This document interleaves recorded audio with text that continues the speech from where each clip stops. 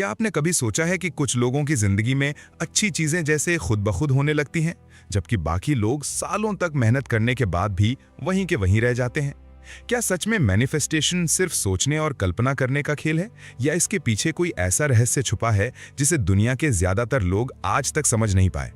कल्पना कीजिए, आप हर सुबह उठें और आपके अंदर तनाव, डर या कमी का एहसास नहीं, बल्कि खुशी, कृतज्ञता और एक अजीब सा भरोसा हो कि आपकी जिंदगी सही दिशा में जा रही है। और सबसे हैरानी की बात, यही भावना आपकी इच्छाओं को आपकी ओर खींचने लगे। लेकिन रुकिए, अगर मैं आपसे कहूं कि मैनिफेस्टेशन का सबसे बड़ा राज ज्यादा पाने में नहीं, बल्कि जो पहले से है उसे महसूस करने में छुपा है, तो जापान की लेखिका अजुमी उचितानी अपनी किताब योशिकु में एक बेहद अनोखा और शक्तिशाली सिद्धांत बताती हैं। एक ऐसा जापानी रहस्य जो कहता है कि जब आप खुशी, कृतज्ञता और छोटे छोटे दैनिक रिचुअल्स के साथ जीना शुरू करते हैं, तब ब्रह्मांड आपकी ऊर्जा का जवाब देना शुरू कर देता है। लेकिन योशिकु आखिर है क्या? कैसे कुछ साधारण आदतें आपकी सोच, आपकी ऊर्जा और शायद आपकी पूरी किस्मत बदल सकती हैं? और वो कौन सा हिडन सीक्रेट है जो इस किताब को बाकी सभी मैनिफेस्टेशन बुक्स से अलग बनाता है? आज की इस बुक समरी में हम योशिकु के उन्हीं रहस्यों को खोलेंगे जो आपकी इच्छाओं को सिर्फ सपना नहीं रहने देंगे, बल्कि उन्हें हकीकत बनने का रास्ता दिखाएंगे। तो वीडियो को अंत तक जरूर देखिए, क्योंकि आखिरी सीख शायद आपके मैनिफेस्टेशन के पूरे नजरिए को हमेशा के लिए बदल दे। अध्याय 1, योशिकु क्या है? पूर्व उत्सव की कला। क्या आपने कभी सोचा है कि हम अपनी खुशियों को हमेशा भविष्य के किसी मोड़ पर क्यों टान देते हैं? हम अक्सर खुद से कहते हैं, जब मुझे वो नौकरी मिलेगी तब मैं खुश होऊंगा, जब मेरे पास ज्यादा पैसा होगा तब जीवन का आनंद लूंगा, या जब मेरा सपना पूरा होगा तब जश्न मनाऊंगा। लेकिन अगर खुशी का वो दिन कभी आता ही नहीं या अपेक्षा के अनुसार नहीं आता, तो क्या होगा? यहीं से शुरू होती है योशिकु की अनोखी और बेहद खूबसूरत दुनिया। पुस्तक के पहले अध्याय में अजुमी उचितानी हमें एक ऐसे जापानी दर्शन से परिचित कराती हैं जो हमारी सामान्य सोच को पूरी तरह बदल देता है। योशिकु का अर्थ है किसी इच्छा या लक्ष्य के पूरा होने से पहले ही उसके लिए उत्सव मनाना। सुनने में ये थोड़ा अजीब लग सकता है। आखिर कोई ऐसी चीज के लिए कैसे खुश हो सकता है जो अभी तक हुई नहीं? लेकिन यही इस कला का सबसे बड़ा रहस्य है। लेखिका समझाती हैं कि जब हम किसी आने वाली अच्छी चीज के लिए पहले से ही कृतज्ञता महसूस करते हैं, तो हमारा मन कमी और चिंता से निकलकर विश्वास और सकारात्मकता की स्थिति में पहुंच जाता है। हम उस व्यक्ति की तरह व्यवहार करने लगते हैं जिसे पहले से ही जीवन की कृपा प्राप्त हो चुकी है। ये भावना हमारे सोचने, महसूस करने और कार्य करने के तरीके को बदल देती है। कल्पना कीजिए कि आप अपना खुद का व्यवसाय शुरू करना चाहते हैं। अधिकांश लोग सफलता मिलने के बाद जश्न मनाने की योजना बनाते हैं, लेकिन योशिकु कहता है कि आज ही उस सफलता के लिए धन्यवाद दीजिए। अपने दोस्तों के साथ एक छोटी सी चाय पार्टी कीजिए, एक डायरी में लिखिए कि आप अपने सपने के लिए कितने आभारी हैं और उस भविष्य की खुशी को अभी महसूस कीजिए। ये अभ्यास आपके भीतर विश्वास और उत्साह पैदा करता है, जो आपको अपने लक्ष्य की ओर लगातार आगे बढ़ने की शक्ति देता है। अजुमी उचितानी बताती हैं कि आधुनिक जीवन की सबसे बड़ी समस्या ये है कि हम वर्तमान क्षण को जीना भूल गए हैं। हमारा मन हमेशा अगले लक्ष्य, अगली उपलब्धि और अगले पड़ाव की ओर भागता रहता है। परिणाम स्वरूप जब एक सपना पूरा होता है तो हम तुरंत दूसरे सपने के पीछे दौड़ पड़ते हैं। संतुष्टि हमेशा कुछ कदम आगे खड़ी रहती है। योशिकु इस अनंत दौड़ को रोकने का निमंत्रण देता है। ये हमें सिखाता है कि खुशी कोई मंजिल नहीं, बल्कि एक अभ्यास है जिसे हम अभी इसी पल चुन सकते हैं। इस अध्याय की एक और खास बात यह है कि योशिकु केवल व्यक्तिगत अभ्यास नहीं है। जापानी संस्कृति में इसे अक्सर परिवार, मित्रों और समुदाय के साथ मिलकर मनाया जाता है। जब कई लोग एक साथ किसी अच्छी बात के लिए पहले से ही खुशी और कृतज्ञता व्यक्त करते हैं, तो एक सकारात्मक ऊर्जा का वातावरण बनता है। ये केवल एक व्यक्ति को नहीं, बल्कि पूरे समूह को प्रेरित करता है। अध्याय के अंत तक पाठक ये महसूस करने लगता है कि शायद जीवन की सबसे बड़ी गलती ये नहीं है कि हमारे सपने पूरे नहीं हुए, बल्कि ये है कि हमने उनके आने से पहले खुश होना नहीं सीखा। योशिकु हमें याद दिलाता है कि जिस खुशी का हम इंतजार कर रहे हैं, उसका एक हिस्सा आज भी हमारे पास मौजूद है। बस उसे देखने, महसूस करने और उसका उत्सव मनाने की आवश्यकता है। यही योशिकु का पहला और सबसे शक्तिशाली में संदेश है। जब आप भविष्य की खुशियों के लिए आज ही आभारी होना सीख जाते हैं, तो जीवन धीरे धीरे एक संघर्ष नहीं, बल्कि एक उत्सव बन जाता है। अध्याय 2, सकूरा और तूफान, जड़ें गहरी करने की शक्ति।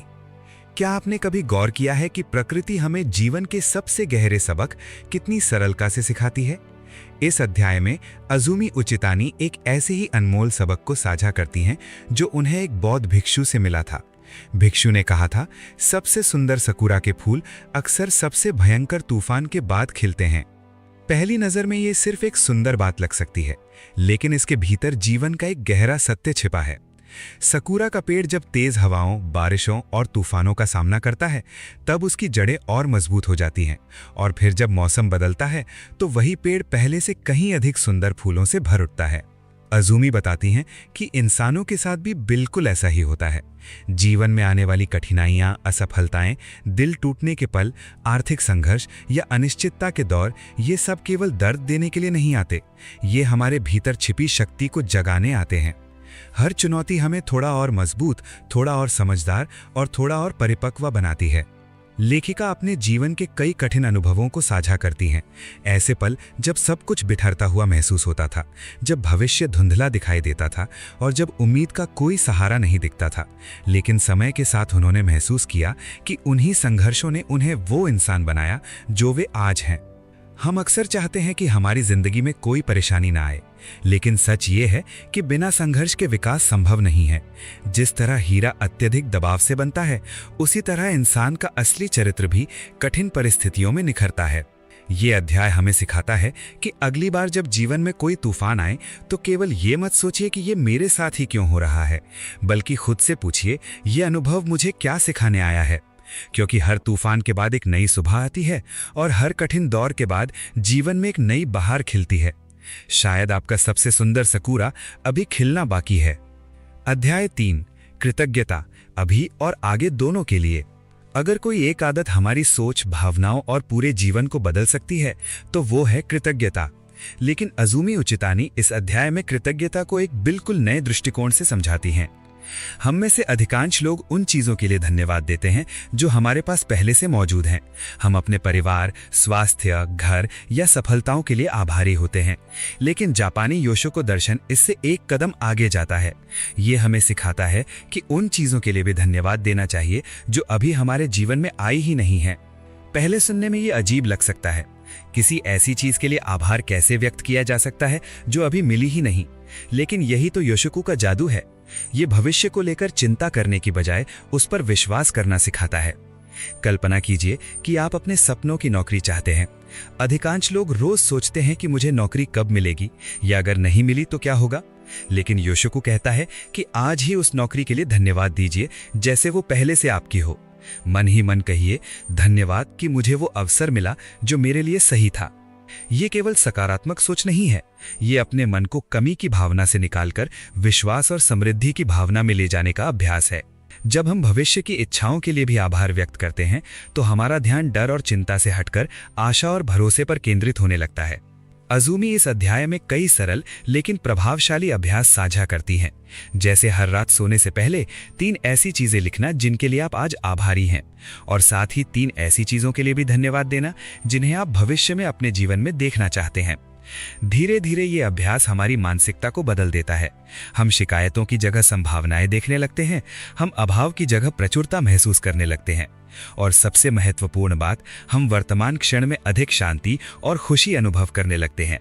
ये अध्याय हमें याद दिलाता है कि कृतज्ञता केवल धन्यवाद कहने की आदत नहीं है, ये एक शक्तिशाली ऊर्जा है जो हमारे सोचने, महसूस करने और जीने के तरीके को बदल सकती है।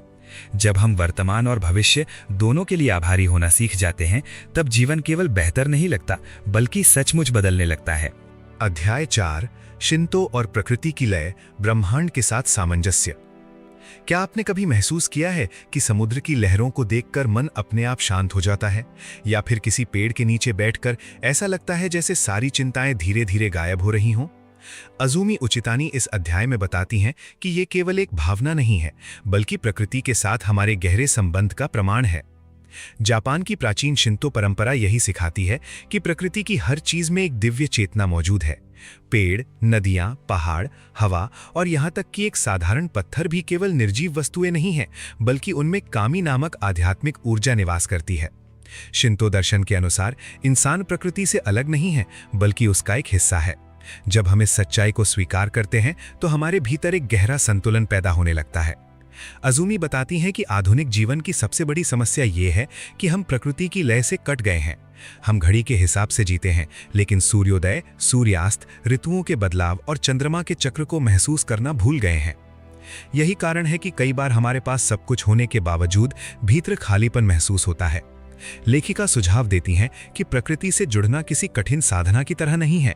सुबह कुछ मिनट उगते सूरज को देखना, बारिश की आवाज सुनना, किसी पेड़ को ध्यान से निहारना या रात में चांद को देखकर उसके सौंदर्य का अनुभव करना भी एक छोटा लेकिन शक्तिशाली अनुष्ठान बन सकता है। जब हम प्रकृति की इस लय के साथ कदम मिलाते हैं तो हमारे विचार, भावनाएं और इच्छाएं भी अधिक संतुलित हो जाती हैं। इस अध्याय का सबसे सुंदर संदेश ये है कि ब्रह्मांड के साथ सामंजस्य कोई रहस्यमयी शक्ति नहीं, बल्कि एक अनुभव है। जब हम जीवन के प्राकृतिक प्रवाह पर भरोसा करना सीख जाते हैं, तब हम संघर्ष कम और सहजता अधिक महसूस करते हैं। हमारी इच्छाएं भी जबरदस्ती पाने की चीज नहीं रह जाती, बल्कि सही समय पर खिलने वाले फूलों की तरह धीरे धीरे वास्तविकता में बदलने लगती हैं। अध्याय 5 गोदाई, 5 तत्वों का जीवन दर्शन। कल्पना कीजिए कि आपके जीवन की हर इच्छा, हर सपना और हर लक्ष्य 5 अदृश्य शक्तियों से प्रभावित हो रहा है। यदि इन शक्तियों को समझ लिया जाए तो शायद अपनी मंजिल तक पहुंचना पहले से कहीं आसान हो सकता है। यही विचार जापानी दर्शन के गोदाई सिद्धांत के केंद्र में है।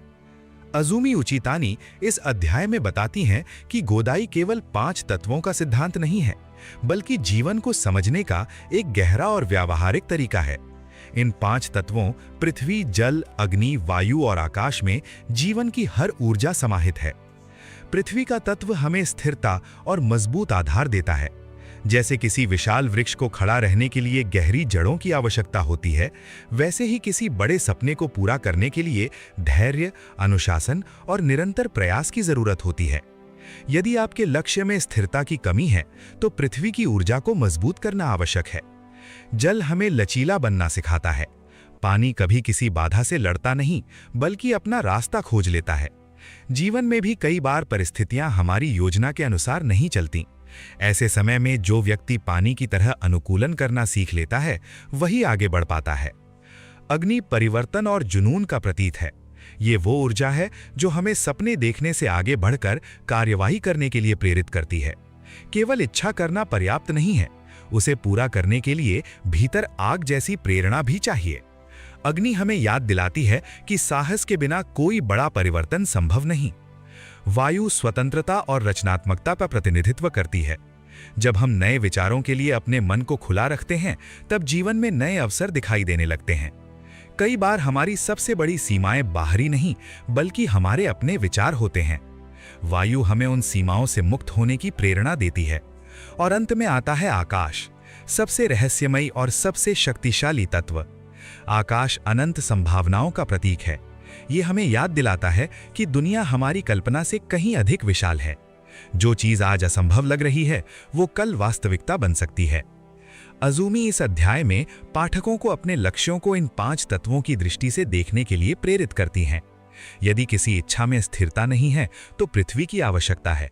यदि लचीलापन नहीं है, तो जल की। यदि जुनून नहीं है, तो अग्नि की। यदि नए विचारों की कमी है, तो वायु की। और यदि विश्वास खो गया है, तो आकाश की। इस अध्याय का सार बेहद प्रेरणादायक है। जब जीवन के ये 5 तत्व संतुलन में आ जाते हैं, तब हमारी इच्छाएं केवल सपने नहीं रह जाती। वे एक ऐसी ऊर्जा में बदल जाती हैं जो हमें धीरे धीरे लेकिन निश्चित रूप से उस जीवन की ओर ले जाती हैं जिसकी हम हमेशा से कल्पना करते आए हैं। अध्याय 6 सामूहिक ऊर्जा, मिलकर मनाने की शक्ति। क्या आपने कभी महसूस किया है कि जब हम किसी खुशी को अकेले मनाते हैं तो वो अच्छी लगती है, लेकिन जब वही खुशी अपने प्रिय लोगों के साथ साझा करते हैं तो उसका आनंद कई गुना बढ़ जाता है। अज़ूमी उचितानी इस अध्याय में इसी गहरे रहस्य को उजागर करती हैं। वे बताती हैं कि योशुकु केवल व्यक्तिगत इच्छाओं को पूरा करने की कला नहीं है, बल्कि ये लोगों को एक दूसरे से जोड़ने का भी एक सुंदर माध्यम है। जापानी संस्कृति में त्योहार, सामूहिक प्रार्थनाएं और पारंपरिक उत्सव केवल मनोरंजन के लिए नहीं होते। उनके पीछे ये विश्वास छिपा होता है कि जब कई लोग एक साथ किसी सकारात्मक उद्देश्य के लिए अपनी ऊर्जा, भावनाएं और शुभकामनाएं जोड़ते हैं, तो उसका प्रभाव कहीं अधिक शक्तिशाली हो जाता है। जैसे एक अकेली मोमबत्ती अंधेरे को थोड़ा दूर करती है, लेकिन सैकड़ों मोमबत्तियां पूरे वातावरण को रोशन कर देती हैं, उसी तरह सामूहिक सकारात्मक ऊर्जा भी जीवन में गहरा परिवर्तन ला सकती है। लेखिका बताती हैं कि अक्सर लोग अपनी इच्छाओं और सपनों को केवल अपने तक ही सीमित रखते हैं। वे डरते हैं कि कहीं लोग उनका मजाक न उड़ाएं या उन्हें असफलता का सामना न करना पड़े। लेकिन योशिको हमें एक अलग रास्ता दिखाता है। जब हम अपने सपनों को भरोसेमंद लोगों के साथ साझा करते हैं तो हमें केवल समर्थन ही नहीं मिलता, बल्कि उनकी शुभकामनाएं और सकारात्मक ऊर्जा भी हमारे साथ जुड़ जाती है। कल्पना कीजिए कि आप कोई नया व्यवसाय शुरू करना चाहते हैं। यदि आप अकेले संघर्ष कर रहे हैं तो कई बार निराशा जल्दी घेर सकती है। लेकिन यदि आपके परिवार और मित्र आपकी सफलता की कल्पना करते हुए पहले से ही आपकी उपलब्धि का उत्सव मनाएं, आपको प्रोत्साहित करें और विश्वास दिलाएं कि आप सफल होंगे, तो आपके भीतर आत्मविश्वास की एक नई शक्ति जाग उठती है।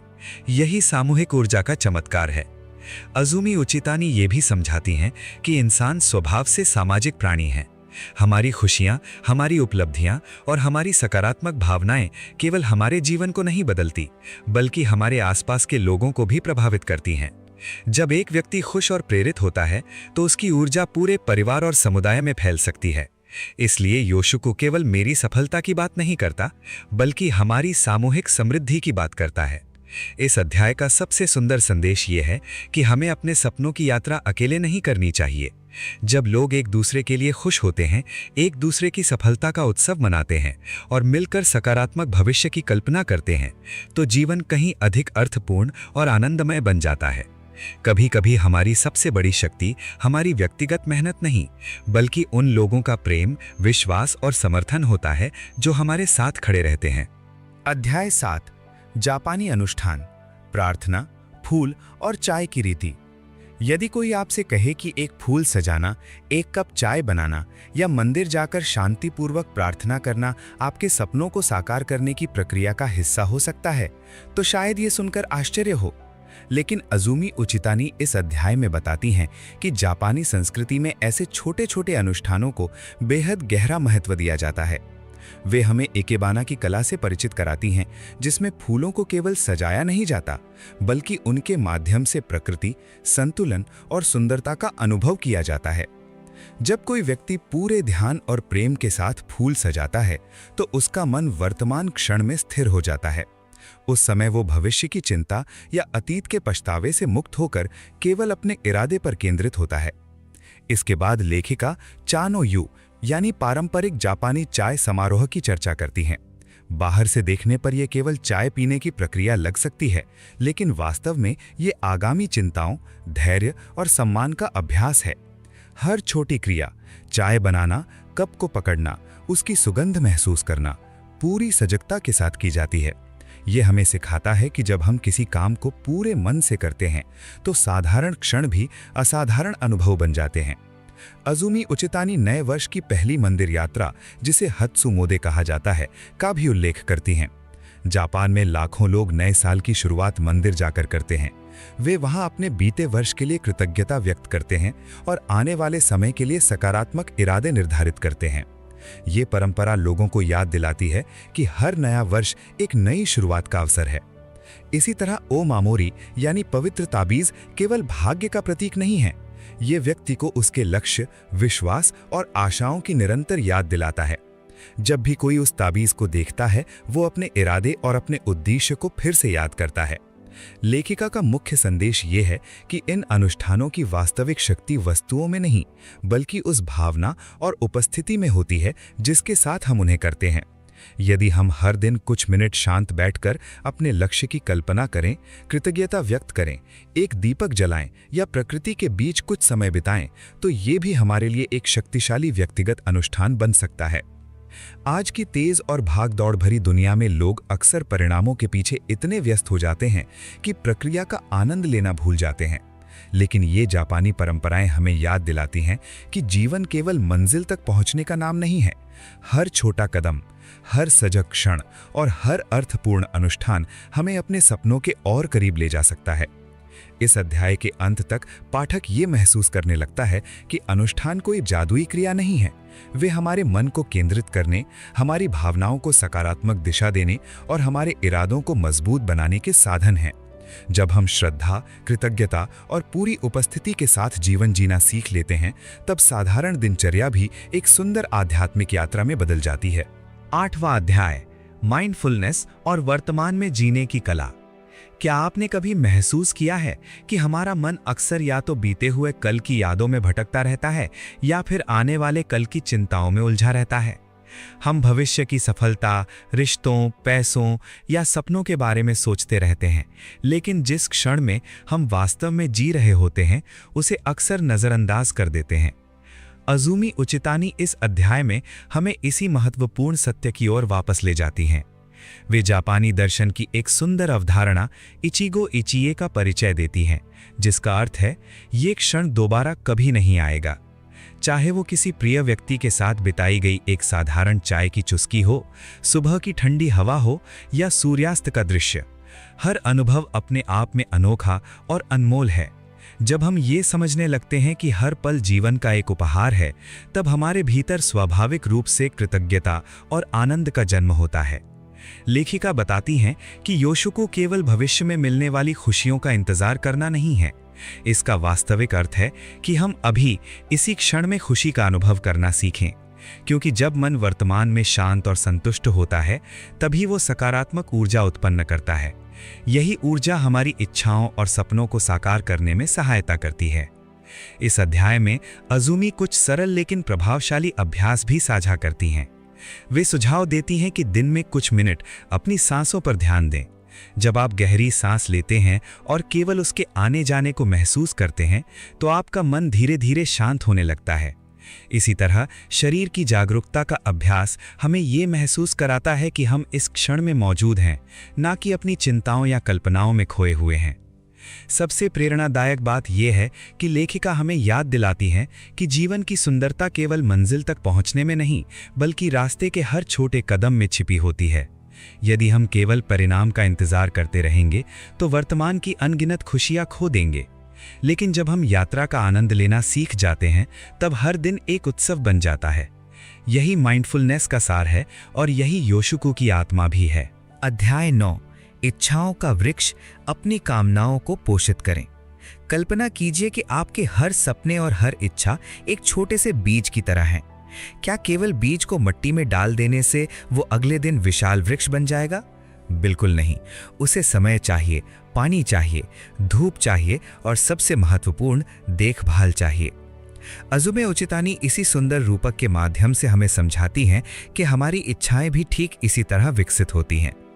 अक्सर लोग कोई सपना देखते हैं, कुछ दिनों तक उसके बारे में उत्साहित रहते हैं और फिर जब तुरंत परिणाम नहीं मिलता तो निराश हो जाते हैं। लेकिन प्रकृति हमें धैर्य का पाठ सिखाती है। जिस तरह कोई माली रोज बीज को खोदकर ये नहीं देखता कि जड़ें निकली हैं या नहीं, उसी तरह हमें भी अपनी इच्छाओं पर भरोसा करना सीखना चाहिए। लेखिका बताती हैं कि हर इच्छा को 4 चीजों की आवश्यकता होती है: स्पष्टता, विश्वास, धैर्य और प्रेम।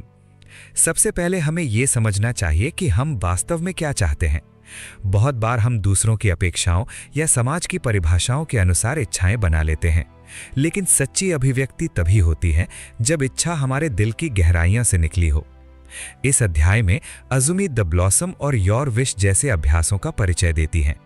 इन अभ्यासों के माध्यम से पाठक अपनी गहरी इच्छाओं को शब्दों में व्यक्त करना सीखते हैं। जब हम अपने सपनों को लिखते हैं, उन्हें महसूस करते हैं और उनके पूरे होने की खुशी का अनुभव करते हैं, तब वे केवल कल्पनाएं नहीं रह जाती, बल्कि हमारे जीवन का जीवंत हिस्सा बनने लगती हैं। लेखिका एक और महत्वपूर्ण बात समझाती हैं। हर इच्छा को सुरक्षा और सकारात्मकता की आवश्यकता होती है। जैसे एक नाजुक पौधे को कठोर मौसम से बचाया जाता है, वैसे ही हमें अपने सपनों को लगातार संदेह, भय और नकारात्मक सोच से बचाना चाहिए। इसका अर्थ ये नहीं कि हम वास्तविकता से दूर हो जाएं, बल्कि ये कि हम अपने विश्वास को कमजोर ना होने दें। इस अध्याय का सबसे सुंदर संदेश ये है कि अपने सपनों के साथ कठोरता नहीं, बल्कि कोमलता का व्यवहार करें। उन्हें मजबूर करने की कोशिश न करें, बल्कि उन्हें बढ़ने का अवसर दें।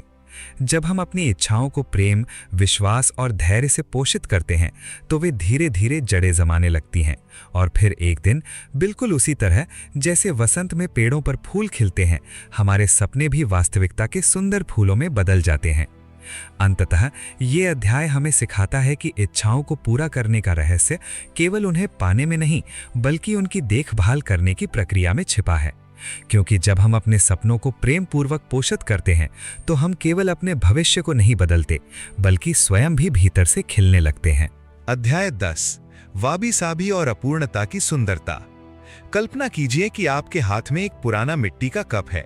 उसके किनारे पर हल्की सी दरार है, रंग भी थोड़ा फीका पड़ चुका है, लेकिन फिर भी उसमें एक अलग ही आकर्षण है। जापानी दर्शन में इसी सुंदरता को वाबी साबी कहा जाता है, वो कला जो अपूर्णता, बदलाव और समय के निशानों में भी सौंदर्य खोज लेती है। इस अध्याय में अजुमी उतिचानी एक बेहद महत्वपूर्ण सच हमारे सामने रखती हैं। हम में से अधिकांश लोग अपनी इच्छाओं को पूरा करने की यात्रा में हर चीज को परफेक्ट बनाना चाहते हैं। हम सोचते हैं कि जब तक हम पूरी तरह तैयार नहीं होंगे, जब तक हमारी योजना में कोई कमी नहीं होगी, तब तक सफलता नहीं मिलेगी। लेकिन जीवन ऐसा नहीं चलता। जीवन में गलतियां होती हैं, रास्ते बदलते हैं, योजनाएं टूटती हैं और कई बार हमें फिर से शुरुआत करनी पड़ती है। लेखिका बताती हैं कि योशिको का असली जादू तभी काम करता है जब हम अपनी अपूर्णताओं को स्वीकार करना सीखते हैं। यदि किसी पौधे की एक शाखा टेढ़ी हो तो वो कम सुंदर नहीं हो जाता।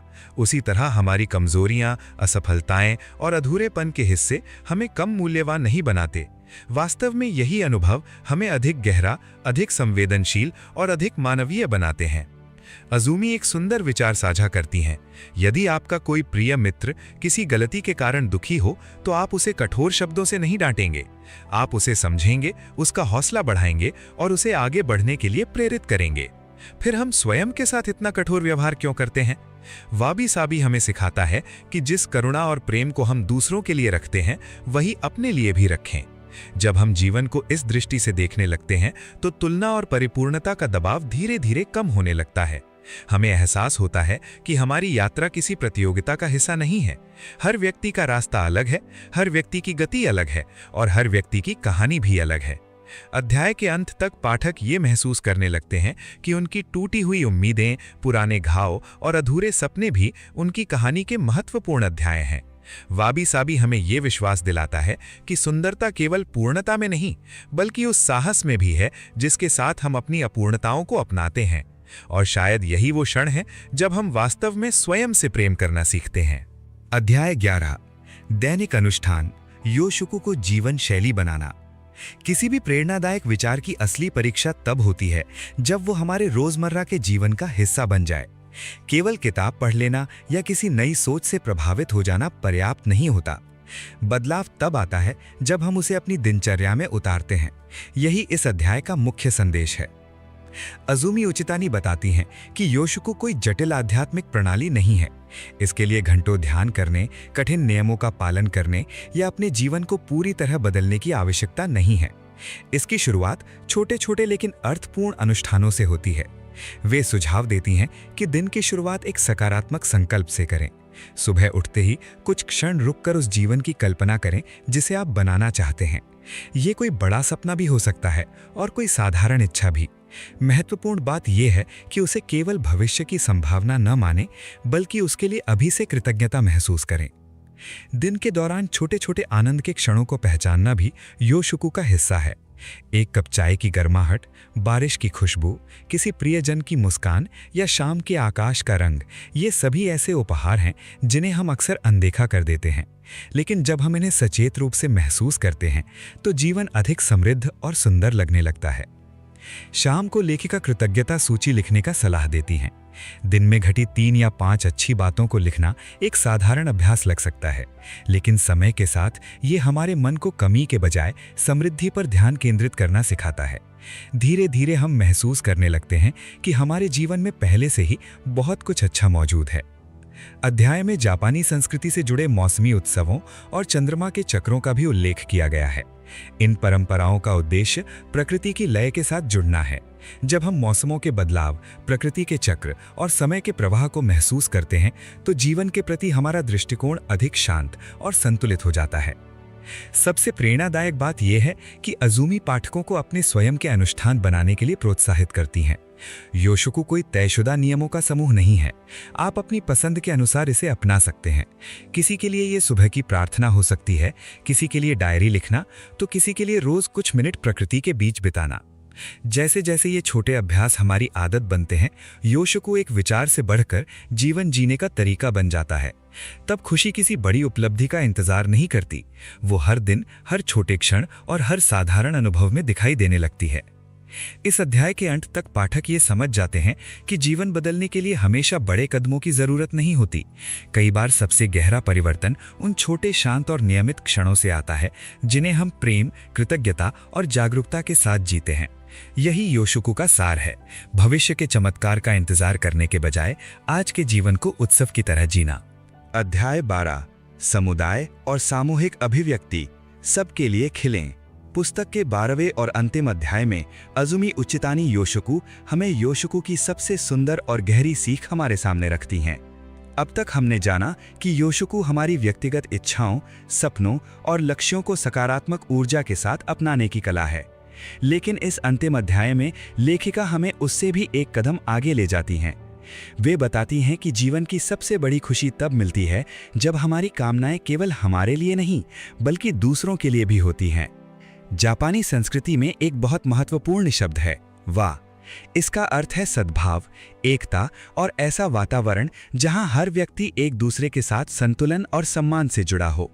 इसके साथ ही एक और सुंदर अवधारणा है किजुना, जिसका अर्थ है रिश्तों और दिलों का वो बंधन जो लोगों को एक दूसरे से जोड़ता है।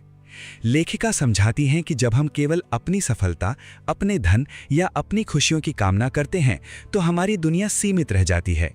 लेकिन जब हम अपने परिवार, दोस्तों, पड़ोस, समाज और पूरी मानवता के लिए भी शुभकामनाएं रखने लगते हैं, तब हमारी चेतना का विस्तार होने लगता है।